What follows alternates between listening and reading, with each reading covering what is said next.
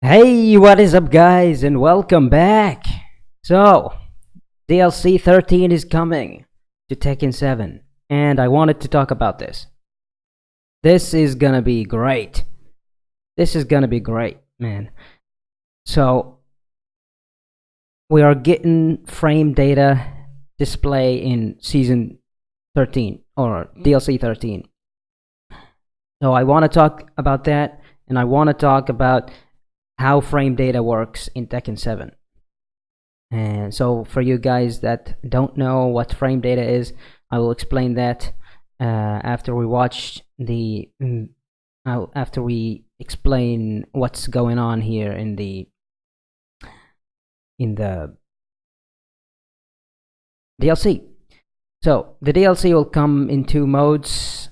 Let's see the video. You can see on the screen we have the detailed display and simple display, two different versions.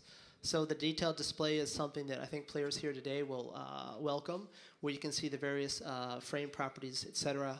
And the simple display makes this very, as it mentions, simple. So you can see your status by looking at the color to determine whether you're at advantage or disadvantage. And we're actually going to go into the game, and I think Nakatsu is going to show you. So I'll explain a little bit in more detail. Before they go to the game, I just want to talk about the frame recovery animation in Tekken 7 for now. This feature in Tekken 7 in the current path is batch is so bad. It's so bad. It displays the characters. It displays both the characters in the same color as Kazuya here in blue. They are both in blue. So when you go in practice mode and start using that shitty shitty feature, it will show you both characters with same colors. And when you hit your opponent, it's hard to distinguish between the two characters, and it's hard to see when the colors go off and on and off, and what kind of advantage do you have. It doesn't show anything. It's just there. Blue lights go on and off for no reason. That's stupid. That's really stupid. So they have two new features, which are the simple display and delayed detailed display. The simple display is the same as the new one, and I don't think that anybody will use this feature, because it's not that. Maybe you'll use it if you want to see, if you want a visual cue on when you want to attack, but that's not very good. And the advanced version is so great. They show let's see what they say. 中津さんが、実機で見せてくれるらしいので。あ、そうだっけ。Also、今日は特別に開発中の Okay, there it is. This is the menu. The menu is player frame data and opponent frame data. You can see it for both characters. Okay, this is the display here. Let's mute this. So now the screen shows the startup frame for the moves, the frame advantage, and the status of the player and the opponent if they are standing or crouching, and the distance from the opponent. Now let me explain which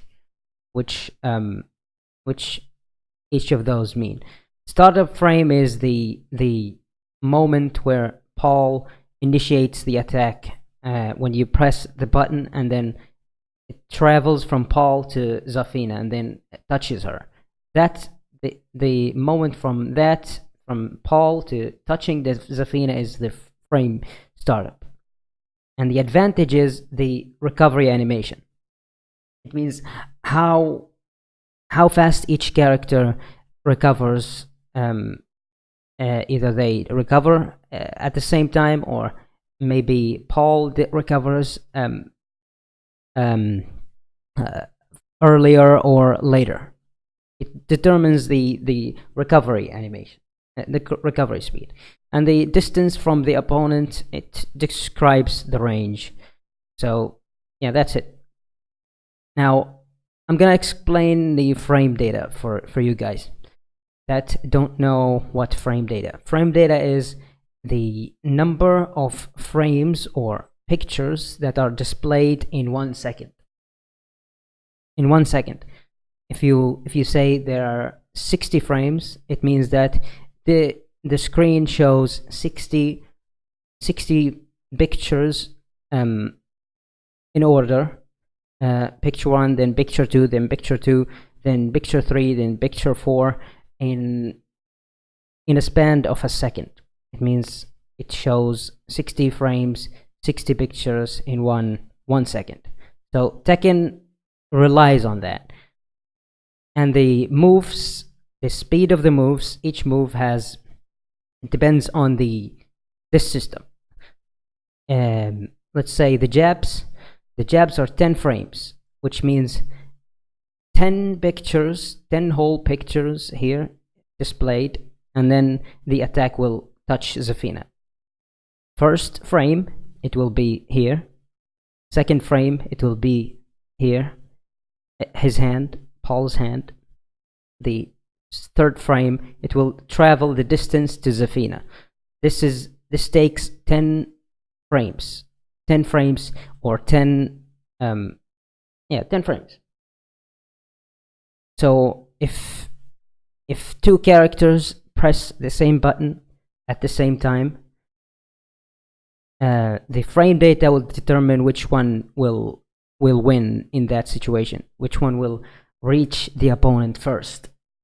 So if Paul does a 10 frame move and Zafina does 12 frame move, then Paul will reach Zafina before she can reach him. So he will hit her out of her move.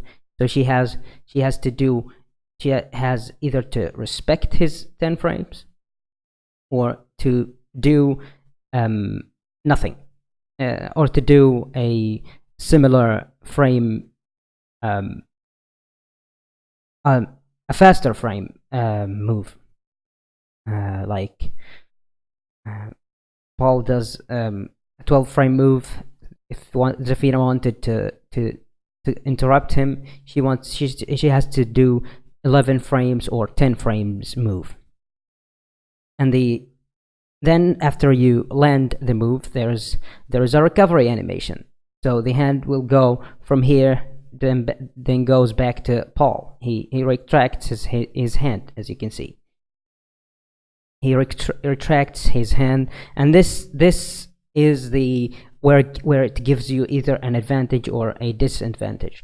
If Paul does his death fist, he will stay paused like he's frozen, and he will extend his arm for a long time, so the other players can attack him, and he can't block in that period of time.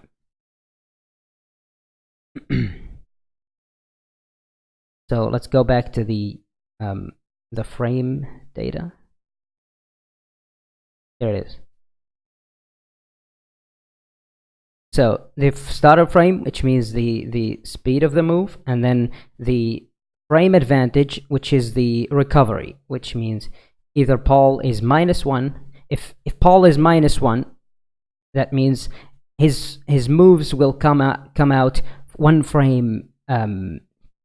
frame slower.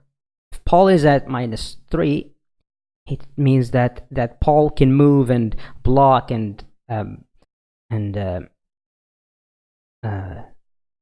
attack 3 frames faster than Zafina can do.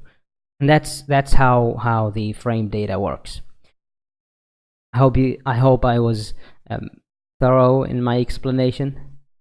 And yeah, that's the new feature and it's great. It's really great.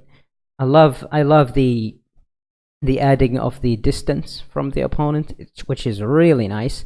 So you can test your range, your moves range.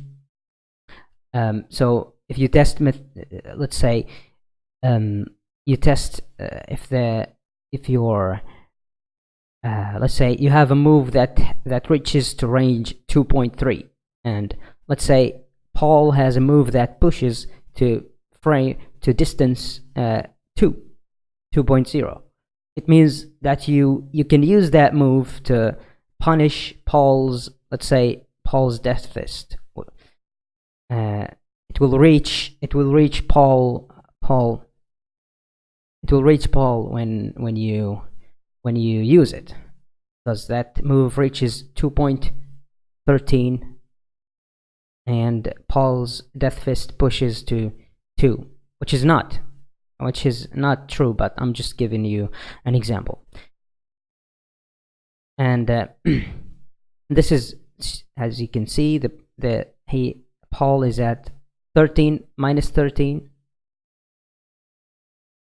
minus 16. So Zafina can do 6 minus it